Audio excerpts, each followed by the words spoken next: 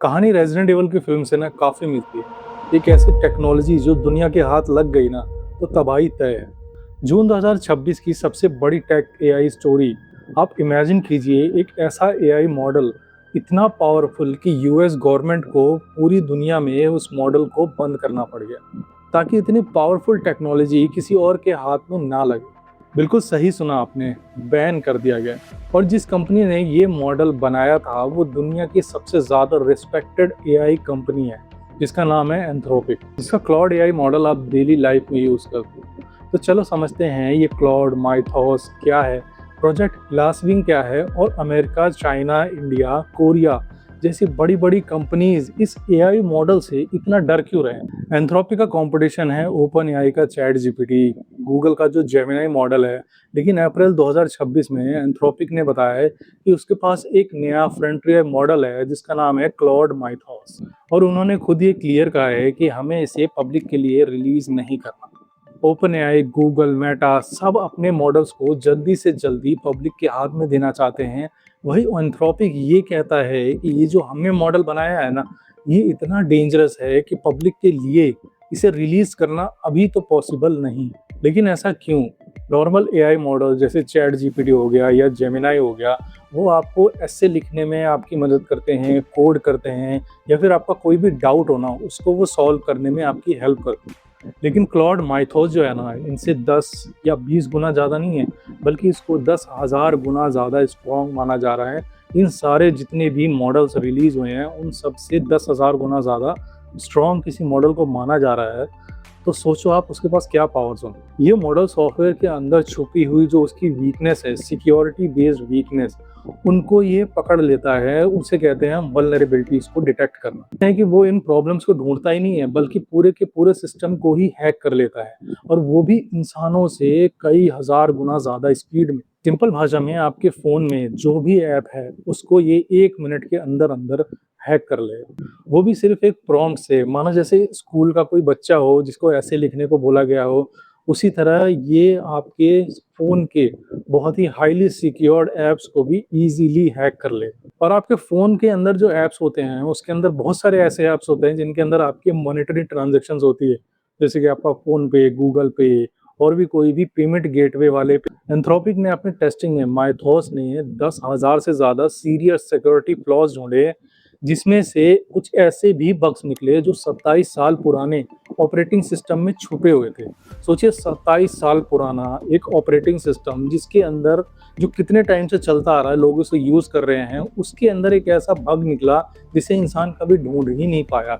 और इसने वो वल्नरेबिलिटीज़ कह लो उसको, उसने उस प्रॉब्लम को उस ऑपरेटिंग सिस्टम्स में से ढूंढ के निकाला।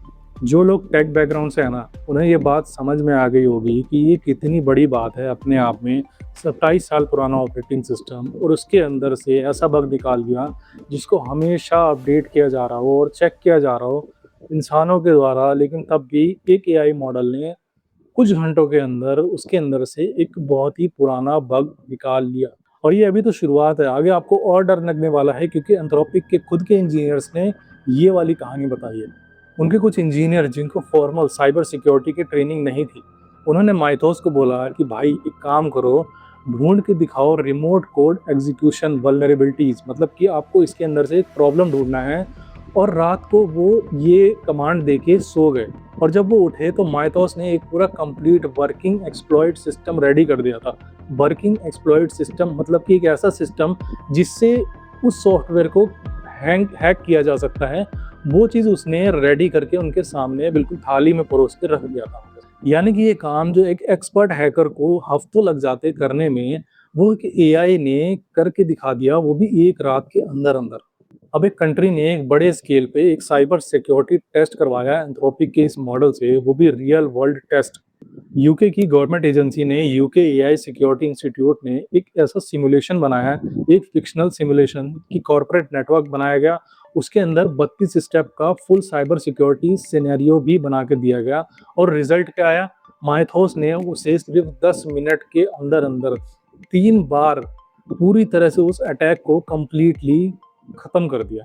मतलब माइथोस को 10 मिनट क्या 5 मिनट से भी कम टाइम लगा होगा उसे ब्रेक करने में। 10 मिनट में से उसने 3 बार उस पूरे सिस्टम को अटैक कर लिया। और एंथ्रोपिक का अपना पिछला फ्लैगशिप मॉडल ओपस 4.6, 7 और 8 और दूसरे कंपनीज के जो राइवल मॉडल्स थे ना, वो इस सिमुलेशन को एक बार भी कंप्लीट नहीं कर पाए। सोच के देखो, ये एआई मॉडल क्या सिर्फ चैट करने के लिए बना हुआ है या अपने आप में ही एक ऑटोनोमस वेपन का काम करेगा अगर वो किसी गलत हाथ में लग गया तो अब सवाल ये है कि अगर ये मॉडल इतना ही खतरनाक है तो एंथ्रोपिक ने इसे डिस्ट्रॉय क्यों नहीं कर दिया। एंथ्रोपिक ने कहा कि हम इस एआई मॉडल का बेहतर यूज कर सकते हैं। डिफेंस हो गया, आपके हॉस्पिटल्स, बैंक्स, पावर ग्रिड्स, ये सारे सिस्टम्स जो है ना, जो अभी कमजोर सिस्टम है, इनको इसी एआई मॉडल का यूज करके पहले से ही पैच कर सकते हैं। मतलब कि उनको किसी भी अटैक के लिए पहले से ही तैयार किया जा सकता है। तो उन्होंने एक एलीट इनविटेशन कस्टोडियम बनाया, मतलब कि कुछ लोगों को इकट्ठे किया जिनको वो अपना ये प्रोजेक्ट ग्लास विंग देने वाले हैं। लेकिन जो कंपनीज की लिस्ट है ना, उसको आप सुनोगे तो आपके होश उड़ जाएंगे, क्योंकि वो बहुत ही बड़ी कंपनीज हैं और जाहिर सी बात है कि इनको उन बड़ी कंपनीज को ही देना होगा, क्योंकि अगर ये मॉडल आता है तो सबसे पहले उन बड़ी कंपनीज को ही टारगेट किया जाएगा। और वो इंडियन कंपनीज हैं या फॉरेन कंपनीज हैं कि इंडिया को इंक्लूड किया गया है नहीं किया गया है, तो आगे वीडियो को देखोगे ना, वो सारी चीज़ें भी मैंने बताई। सो वीडियो के अंदर आगे बढ़ते हैं आराम से। यहाँ तक वीडियो अगर आपने देख लिया तो यार चैनल को सब्सक्राइब कर देना। तो ये कस्टोरियम इनिशियली सिर्फ 50 पार्टनर्स से शुरू हुआ, मोस्टली बड़े यूएस कंपनीज, लेकिन अभी ये एक्सपेंड होके 150 ऑर्गेनाइजेशन और 15 कंट्रीज तक पहुंच गया है। ठीक है, मतलब 15 कंट्रीज, 15 से ज़्यादा कंट्रीज हैं जिन तक ये पहुंच गया है। तो अब मेंबर्स की कुछ लिस्ट है, वो मैं आपको बताऊंगा। जैसे बड़ा टेक जायंट कंपनीज आपके अमेजोन हो गया, एप्पल, गूगल, माइक्रोसॉफ्ट, एनवीडिया, इनका तो ऑब्वियस था, इनको मिलना ही था। बैंकिंग और फाइनेंस में कुछ बड़े नाम सेलेक्ट किए गए हैं, जैसे जेपी मॉर्गन, यूरोप का यूरो क्लियर, और आपका ये जो ग्लोबल पेमेंट बैंक है स्विफ्ट। हार्डवेयर और टेलीकॉम से सैमसंग, एसके हाइनेक्स और एसके टेलीकॉम, इन सबको सेलेक्ट किया गया है। और गवर्नमेंट लेवल पे भी एजेंसीज को सेलेक्ट किया गया है, जैसे कि नेटो हो गया, आपका यूरोपियन यूनियन की साइबर सिक्योरिटी एजेंसी, उसको सेलेक्ट किया गया है जिसका नाम है अनीसा। और जैसे कि पहले मैं कई बार बता चुका हूँ, यूके एआई सिक्योरिटी इंस्टीट्यूट को भी इसके अंदर लिया गया है, क्योंकि वो बहुत ही मेजर रोल प्ले करता है इसके अंदर। और इंटरेस्टिंग बात या फिर ऑब्वियस बात कह लो कि ये तो होना ही था, ओपन एआई को इसके अंदर सेलेक्ट नहीं किया गया है, क्योंकि एंथ्रोपिक का सबसे बड़ा राइवल है ओपन एआई। तो आपका क्या ख्याल है कि ओपन एआई को इसके अंदर इंक्लूड करना चाहिए था? कि बहुत सारे इंडियन यूजर जो हैं वो ओपन एआई को यूज करते हैं कि अगर बाई चांस फ्यूचर में ओपन एआई को कुछ होता है तो इंडियन और बहुत सारे उसके यूजर बेस जो हैं उनको भी इफेक्ट होगा। और दोस्तों, सिर्फ यूएस या यूरोप नहीं है, India, Japan, south Korea, Germany, France, इन सबको भी एंट्री मिल गई है माइथोस को टेस्ट करने के लिए और अपनी जो वल्नरेबिलिटीज है उनको ठीक करने। तो अगर इंडिया के पास ये एक्सेस है तो सवाल ये है कि इंडिया इसको कैसे यूज कर रहा है, और क्यों रिपोर्ट्स ये कहते हैं कि इंडिया के टॉप ऑफिशियल्स ने एक इमरजेंसी मीटिंग करी। लेकिन इससे पहले समझते हैं कि ये ग्लोबल बैन असल में क्यों हुआ है। 12 जून 2026 को यूएस डिपार्टमेंट ऑफ कॉमर्स ने एक एक्सपोर्ट कंट्रोल डायरेक्टिव को इशू किया। एक्सपोर्ट कंट्रोल ये वही टर्म है जो सेमीकंडक्टर्स और चिप के कॉन्टेक्स्ट में आपने कई बार सुना होगा। जैसे एनवीडिया एडवांस चिप को चाइना को एक्सपोर्ट नहीं कर सकता, वैसे ही अब यूएस गवर्नमेंट ने एक्सपोर्ट कंट्रोल लगाया हुआ है एआई मॉडल्स के ऊपर। मतलब एआई सॉफ्टवेयर्स भी उसी सेम कैटेगरी में आते हैं कि अब एआई मॉडल्स या एआई बेस्ड सॉफ्टवेयर चाइना को एक्सपोर्ट नहीं किए जा सकते। मतलब एआई मॉडल भी अब स्ट्रेटेजिक नेशनल एसेट बन चुका है, जैसे कि हाई एंड चिप्स हुआ करते थे। और इस डायरेक्टिव के अंदर एंथ्रोपिक को ऑर्डर दिया गया कि अपने सबसे एडवांस मॉडल क्लॉड माइथोस और क्लॉड फेबल 5 को दुनिया भर में डिसेबल कर दो। क्लॉड माइथोस तो आपने सुना होगा, लेकिन Claude fable 5 basically, Claude fable 5 जो है ना, माइथोस का छोटा भाई है। मतलब उसके पास कम सुपर पावर्स हैं जितनी माइथोस के पास सुपर पावर्स हैं। और अब इंडिया जो यूएस जो है ना, अब वो इतना डरा हुआ है कि उसने इस फेबल 5 को, जो ओपनली अवेलेबल था लोगों के लिए, जैसे ओपस हो गया, ओपस 4.7 हो गया, तो इसको क्या किया इसने कि रिवर्ट बैक करवा लिया। मतलब कि आप जाओगे क्लाउड पे लिखोगे ना, तो आपको वहां पे लिखा हुआ आएगा कि Fable 5 is not available in your region. और वो बहुत सारी कंट्रीज के लिए, मतलब यूएस में तो चल रहा है उसके सिटीजन्स के लिए, लेकिन बाकी सभी के लिए बंद कर दिया। और इसके आगे जो मैं बोलने वाला हूँ ना, उसे आप सुन के और भी ज्यादा शॉक हो जाओगे।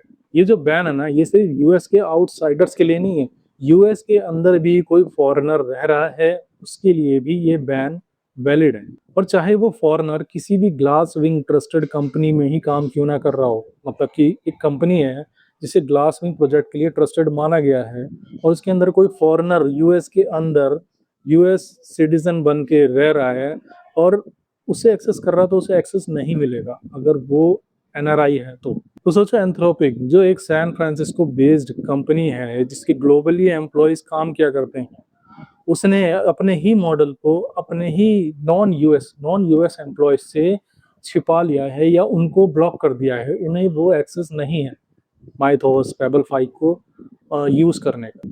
तो असली वजह क्या है ये सारा बैन करने की पूरे दुनिया में क्लॉड और फेबल को? दरअसल यूएस ऑफिशियल्स का ये बिलीफ है, मतलब बिलीफ है उनका कि फेबल 5 जो एक कंट्रोल्ड वर्जन है माइथोस का, मतलब सेपर कंट्रोल्ड वर्जन है, उसके अंदर ना एक जेल ब्रेक मेथड मौजूद है, मतलब जिससे उसे जेल ब्रेक करके फेबल 5 से माइथोस तक पहुंचा जा सकता है। तो जेल ब्रेक का मतलब कुछ स्पेसिफिक प्रॉम्प्ट्स, जिससे कुछ ऐसे तरीके जिनसे आप उस मॉडल को कंट्रोल कर लो और उसके थ्रू उसे बाईपास करके उसके अलग ही मॉडल को आप हैक कर लो या एक्सेस कर लो। और वो जो फेबल 5 है क्योंकि वो कंट्रोल वर्जन है माइथोस का, तो हो सकता है उससे कोई लिंक हो, तो अगर उसे हैक करके एक रास्ता मिल जाए माइथोस तक पहुंचने के लिए, तो हैकर क्यों नहीं उसे ट्राई करेंगे। और ये सबसे बड़ी वजह थी इसको बैन करने की। और कुछ रिपोर्ट्स के मुताबिक ये जो जेल ब्रेक का जो मेथड रिसर्च किया गया ना, उसे अमेजोन के ही रिसर्च लैब में परफॉर्म किया गया था। ये रिपोर्ट्स आई हैं, मतलब कि अमेजोन के रिसर्च लैब में ही ये डिस्कवर किया गया कि हम फेबल 5 से क्लॉड माइथोस को हम एक्सेस कर सकते हैं। और अमेजोन जो है ना एक बहुत ही बड़ा इन्वेस्टर है एंथ्रोपिक में। और सोचिए अगर ये जेल ब्रेक रियल है, मतलब कि सच में अमेजोन ने जो रिसर्च किया है वो एक ट्रस्टेड प्रूफ है कि हाँ भाई फेबल 5 से हम माइथोस को एक्सेस कर सकते हैं, तो क्या होता अगर ये किसी क्रिमिनल ग्रुप के हाथों पड़ जाता तो। लेकिन एंथ्रोपिक ने इस बात से टोटली डिसएग्री कर दिया है, मतलब कि वो नहीं मानता कि ऐसा कोई जेल ब्रेक सिस्टम मौजूद है जिससे ये काम किया जा सके। तो कंपनी ने इस बात पे स्टैंड लिया है कि ये सब एक सिर्फ मिसअंडरस्टैंडिंग है। एंथ्रोपिक ये मानता है कि ये सिर्फ एक मिसअंडरस्टैंडिंग है। एंथ्रोपिक ने फॉरेनर्स को ब्लॉक कर दिया है, यूएस सिटीजन्स को अलाउ कर दिया है, और ना चाहते हुए भी उन्होंने पूरी दुनिया के लिए ये मॉडल उन्हें बंद करना पड़ा, मतलब उन्हें ये मॉडल लिटरली बंद करना पड़ा हर कंट्री के लिए, सिर्फ इसलिए कि वो सेलेक्टिवली एक किसी पर्टिकुलर ग्रुप को बैन नहीं कर सकते थे। मतलब वो किसी पर्टिकुलर ग्रुप को बैन नहीं कर सकते थे, तो उन्होंने सभी को बैन कर दिया। ये उनका भी लॉजिकल पॉइंट है। और ये एक बहुत ही बड़ा सिग्नल है कि अभी भी ये जो टेक इंडस्ट्री है एआई एक्सेस कंट्रोल के मामले में बहुत पीछे है। रिपोर्ट्स के मुताबिक एंथ्रोपिक और ट्रम्प एडमिनिस्ट्रेशन के बीच महीनों से टेंशन चल रही है, जिसके ऊपर मैंने एक वीडियो भी बनाई थी। ठीक है, उसकी वजह ये है कि एंथ्रोपिक ने पहले से ही रिफ्यूज कर दिया था कि वो डिफेंस मिलिट्री के साथ काम नहीं करे, क्योंकि वो चाहते थे कि आपको हमारे लिए डोमेस्टिक सर्विलेंस में काम करना है, फुल्ली ऑटोनोमस वेपन्स बनाने हैं, और ये सारा एआई कंट्रोल करेगा, मतलब किसको कहाँ पे मारना है, किस पर्सन को मारना है, कहाँ पे बॉम्ब गिराना है, ये सारी चीज़ें एक एआई डिसाइड करने वाला था। और इसका एक जीता जाता एग्जाम्पल है ईरान के अंदर जो बॉम्बिंग हुई थी। ठीक है, एक मिलिट्री स्कूल के ऊपर, जो मिलिट्री स्कूल के ऊपर बॉम्ब हुए थे, एआई ने ये सोच लिया कि वो मिलिट्री स्कूल नहीं है, कोई मिलिट्री बेस है, तो उसने वहाँ पे बॉम्बिंग कर दी है। और बाद में ये देखा गया कि वो ये समझ ही नहीं पाए कि मिलिट्री स्कूल जैसी चीज़ भी एग्जिस्ट करती है। तो इस दुनिया के लिए इसका मतलब क्या है, क्योंकि ये सिर्फ एक कंपनी के 2 एआई मॉडल्स बैन होने की ही बात नहीं है। ये एक नया एरा शुरू हो रहा है जहाँ पे एआई सॉफ्टवेयर्स को लेके लोग इतने सेंसिटिव है, कंपनीज इतनी और कंट्रीज इतनी सेंसिटिव है कि उन्हें पता है कि ये चिप्स और वेपन्स से भी ज़्यादा पावरफुल है। और इस नए एरा में हर बड़ा देश अपनी पूरी जान लगा रहा है आगे रहे। तो चलो अब थोड़ा बात करते हैं इंडिया की। इंडिया ने ऑफिशियली माइथोस की सिचुएशन को अनप्रेसिडेंटेड साइबर सिक्योरिटी थ्रेट मान लिया है। रिपोर्ट्स के मुताबिक इंडिया की फाइनेंस मिनिस्टर निर्मला सीतारमन और इलेक्ट्रॉनिक आईटी मिनिस्टर अश्विनी वैष्णव ने साथ में उनके साथ थे RBI, state bank of India और सर्टिन, ये सब जितने भी थे इन सब ने मिलकर एक इमरजेंसी मीटिंग करी। सोचिए ये सिर्फ आईटी मिनिस्टर का इशू नहीं है, इसके अंदर फाइनेंस मिनिस्टर भी क्यों आ रही है, क्यों इन्वॉल्व हो रही है? क्योंकि उन्हें भी पता है कि गवर्नमेंट को ये लगता है कि बैंकिंग सिस्टम उनके कमजोर है। माइथोस आ गया तो सीधा सीधा जेल ब्रेक मारेगा जितने भी बैंकिंग सिस्टम है। लेकिन जरा रुको, आईटी मिनिस्टर भी तो है। इंडिया का स्टॉक मार्केट जो है पिछले 2 साल से नेग्लिजिबल रिटर्न दे चुका है, मतलब कोई रिटर्न नहीं दिया है। ठीक है, इसकी सीधी सीधी वजह क्या है? इसकी सीधी सीधी वजह है एआई का बूम। एआई के बूम की वजह से इंडिया के जो आईटी सेक्टर जो है ना, उसका कंट्रीब्यूशन बहुत था इंडियन स्टॉक मार्केट के अंदर, वो सारा का सारा ठप पड़ चुका। तो एआई के आने के बाद ज्यादातर टेक्निकल काम जो है ना वो बहुत ही सस्ता हो गया है, या फिर मार्जिन जो है ना वो बहुत ही कम हो गए। और सुनने में तो ये भी आ रहा है कि आईटी का लगभग 70 से 80% तक का जो सेक्टर है ना वो खत्म भी हो सकता है। और यही नहीं, रिपोर्ट्स तो ये भी कहती हैं कि एक स्पेशल टास्क फोर्स बनाई गई है इसको लीड करने के लिए, जिसके हेड हैं एसबीआई के चेयरमैन सीएस शेट्टी, जो इंडियन बैंकिंग एसोसिएशन के भी हेड रह चुके। और सबसे चिंता वाली बात, रिपोर्ट्स ये कहती हैं कि सर्टेन इंडिया की साइबर सिक्योरिटी एजेंसी आधार जैसी नेशनल आईडी सिस्टम और गवर्नमेंट के लॉगिन पोर्टल्स को माइथोस लेवल पे एक थ्रेट के अगेंस्ट टेस्ट कर रही है।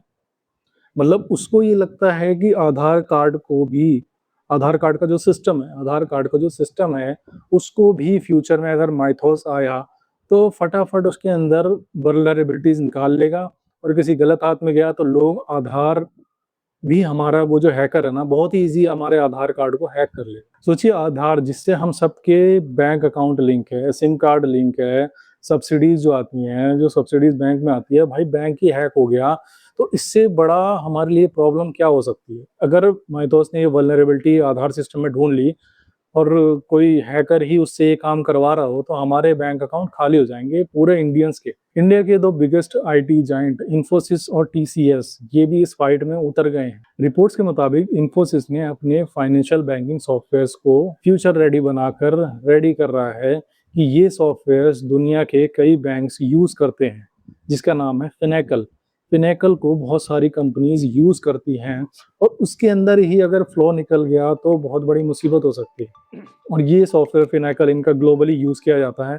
तो इन्फोसिस अपने फाइनेंशियल बैंकिंग सॉफ्टवेयर को पैच कर रहा है, रेडी कर रहा है इन सारे एआई रिलेटेड हैक्स से बचने के लिए। और डिपार्टमेंट ऑफ टेलीकम्युनिकेशन ने टेलीकॉम ऑपरेटर्स को ऑर्डर दिया है कि वो अपनी 5G और डिजिटल इंफ्रास्ट्रक्चर की भी रेडीनेस को चेक करें, और उनके अंदर भी ये जो फ्लॉज वगैरह हो ना, मतलब पूरा इंडियन सिस्टम जो है वो अपने आप को इस माइथोस मॉडल से बचने के लिए रेडी कर रहा है। और जैसे कि आपको मेरी बातों से पता लग गया होगा कि ये सिर्फ गवर्नमेंट का इशू नहीं है, ये इशू प्राइवेट सेक्टर्स का भी है, क्योंकि ये आ गया तो उनका भी बुरा हाल होने वाला है, और वो ना अलर्ट मोड में आ भी चुके हैं। एक फिलोसॉफिकल पार्ट ये भी है कि जोहो के फाउंडर श्रीधर वेम्बू जैसे लीडर्स ये कहते हैं कि ग्लोबलाइजेशन इज डेड। मतलब हर देश को अपना सॉवरन एआई, अपना खुद का लोकल होस्टेड एआई इंफ्रास्ट्रक्चर बनाना पड़ेगा।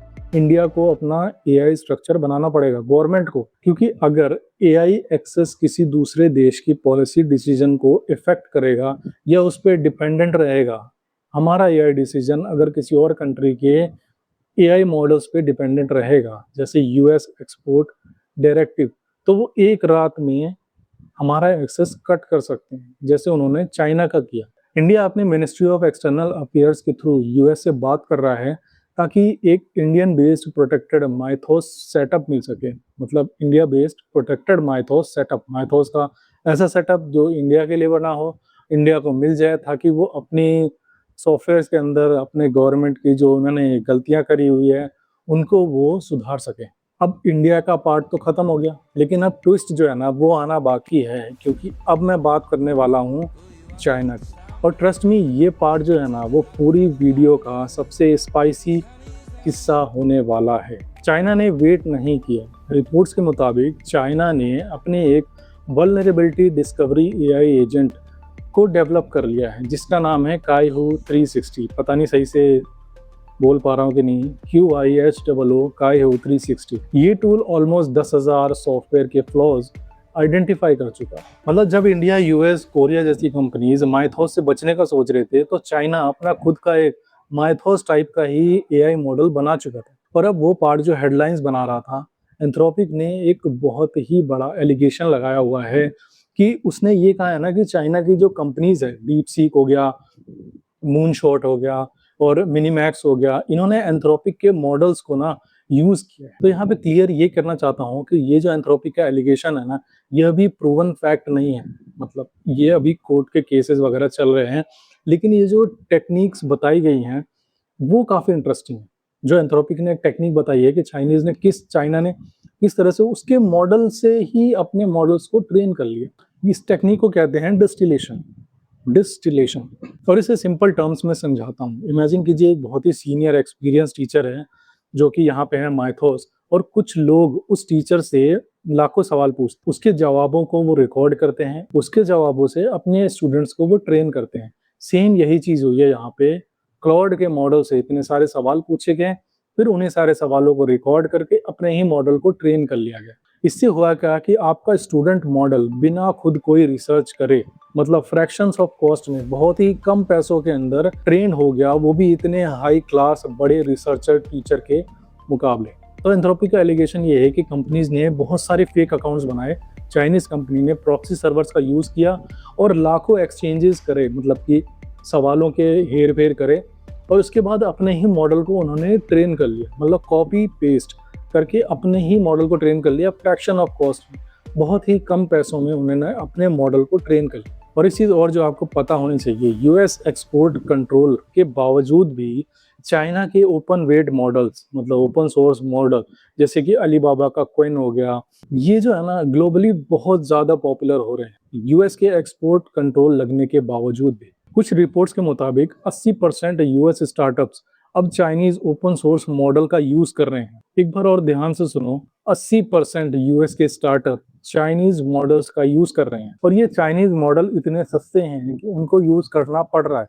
यूएस अपने खुद के मॉडल्स को प्रोटेक्ट कर रहा है, लेकिन उसके खुद के स्टार्टअप्स जो है ना उसकी कंट्री के, वो चाइनीज ऑल्टरनेटिव की तरफ जो है ना शिफ्ट हो रहे हैं, क्योंकि चाइनीज के जो मॉडल्स है ना वो बहुत ही सस्ते हैं और बहुत ही कम रिस्ट्रिक्शन देते हैं। इतने कम रिस्ट्रिक्शन के साथ वो बहुत सारी चीज़ें एक्सपीरियंस कर सकते हैं और एक्सपेरिमेंट भी कर सकते हैं। तो अब बात करते हैं रेमिडिएशन एसिमेट्री की। लेकिन ट्रस्ट मी, रेमिडिएशन एसिमेट्री ये थोड़ा टेक्निकल तो लग सकता है, लेकिन ये बहुत ही इंपॉर्टेंट पॉइंट है जो आपको समझाना बहुत ज़रूरी है।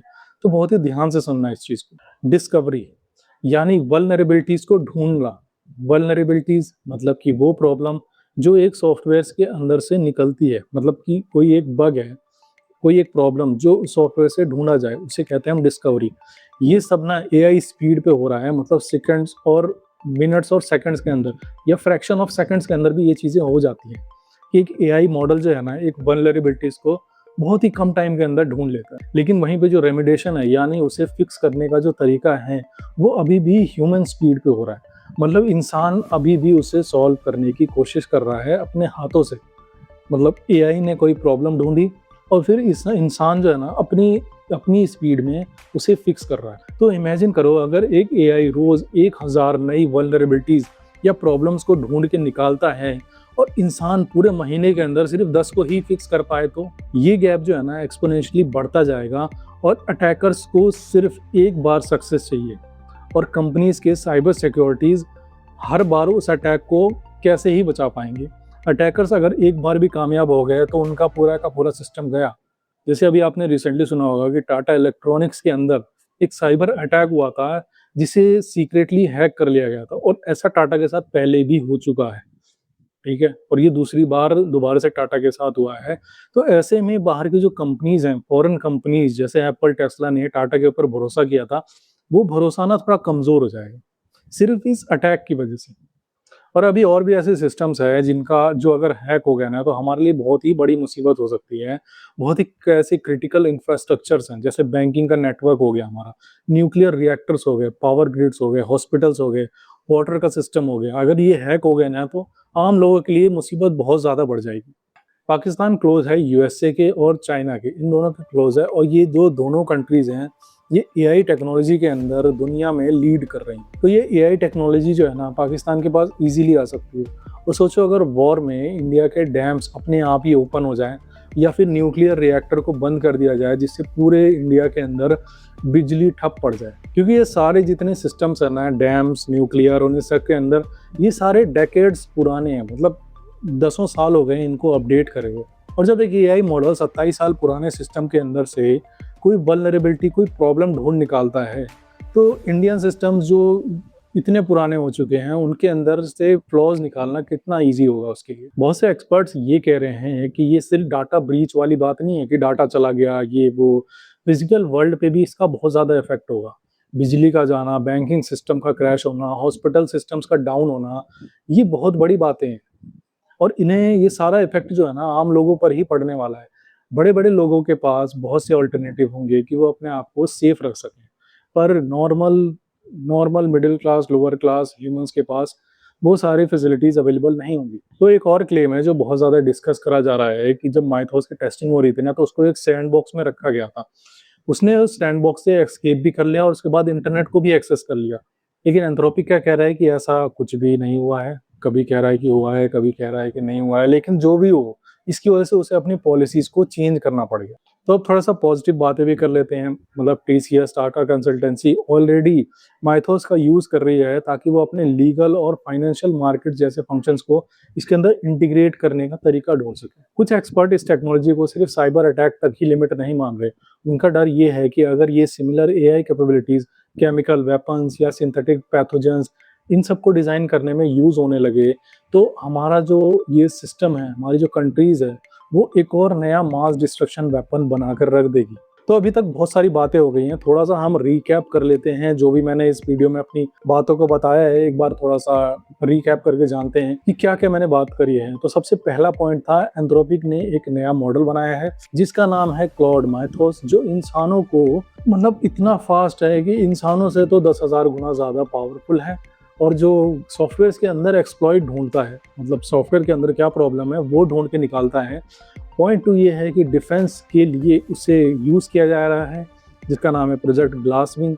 और ये प्रोजेक्ट ग्लासविंग बनाया गया है, इसे 150 ऑर्गेनाइजेशन में दिया गया है। 15 से ज़्यादा कंट्रीज इसको यूज़ कर रही हैं, जैसे और कंपनीज जो हैं जैसे Amazon, Google, Microsoft, JP Morgan, NATO, ये सब इसका यूज़ कर रहे हैं ताकि वो अपने ही सिस्टम को माइथोस से बचने के लिए रेडी कर सकें। 12 जून को यूएस गवर्नमेंट ने एक्सपोर्ट कंट्रोल डायरेक्टिव इशू कर दिया जिसकी वजह से माइथोस 5 और फेबल 5 को रोका गया ताकि वो दुनिया में कोई भी यूज ना कर सके। और इसकी बड़ी वजह ये थी कि अमेजोन ने किसी तरह से एक रिसर्च में ये पता लगा लिया कि फेबल के अंदर एक ऐसा जेल ब्रेक मौजूद है जिससे फेबल के थ्रू माइथोस तक पहुंचा जा सकता है।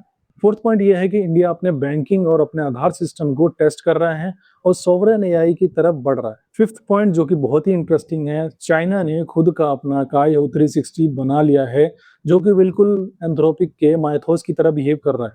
और एंथ्रोपिक ने डीपसीक और चाइना के कई मॉडल्स पे ये एलिगेशंस लगाए हैं कि उन्होंने डिस्टिलेशन की मदद से अपने एआई मॉडल्स को ट्रेन किया है।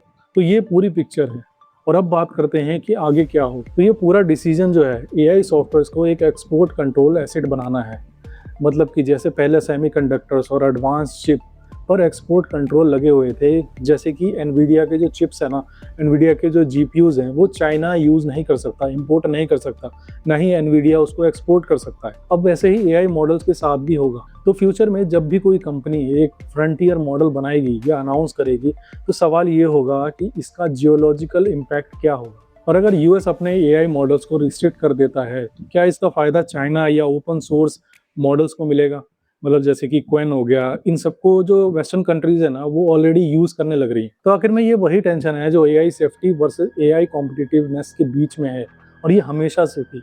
और माइथोस इस सिचुएशन को और ज्यादा बॉयल कर रहा है। तो तुम लोग सोच रहे होगे भाई ये सब जितनी भी बातें तुमने करी ये गवर्नमेंट और बिग कंपनीज की बातें हैं, मतलब इससे नॉर्मल इंसान का क्या ही नुकसान होगा? बहुत कुछ। मैंने आपको बताया बैंक अकाउंट हैक हो सकते हैं, मतलब कि आपका बैंक अकाउंट, आपका आधार जो आपके बैंक अकाउंट से लिंक है और भी बहुत सारी जगहों पे लिंक है, आपका फ़ोन, इंटरनेट और इलेक्ट्रिसिटी, ये सब जो है एक ही चेन से जुड़े हुए हैं और वो सारा का सारा सिस्टम ऑनलाइन है।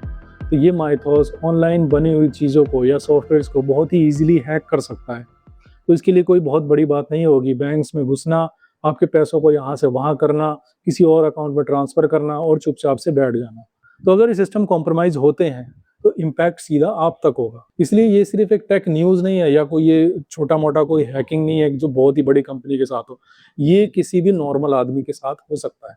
तो मेरे माइंड में एक सवाल है जिसको मैं आपके लिए छोड़ के जा रहा हूँ और कमेंट सेक्शन में मुझे ज़रूर से बताना कि अगर एक एआई इतना फास्ट हो सकता है कि 27 साल पुराने ऑपरेटिंग सिस्टम के अंदर फटाक से कुछ घंटों के अंदर एक बहुत ही पुराना उसके अंदर का फ्लो या फिर बग कह लो, मतलब उसकी प्रॉब्लम को ढूंढ के निकाल सकता है, तो क्या हम ह्यूमंस रेडी हैं इस टाइप की टेक्नोलॉजी को झेलने के लिए? और ये इस दशक का सबसे इंपॉर्टेंट क्वेश्चन है और मैं चाहता हूँ कमेंट सेक्शन में आप जरूर से बताओ कि आप लोगों की क्या राय है इस चीज को लेकर। तो ठीक है यार, वीडियो को यहीं पे बंद करता हूँ। अगर आप चैनल पे नए हो और ये वीडियो आपको इन्फॉर्मेटिव लगी हो तो किसी से शेयर कर देना, मेरे चैनल को सब्सक्राइब कर देना। मिलता हूँ अगली वीडियो में इसी तरह से डिटेल्ड वीडियो बना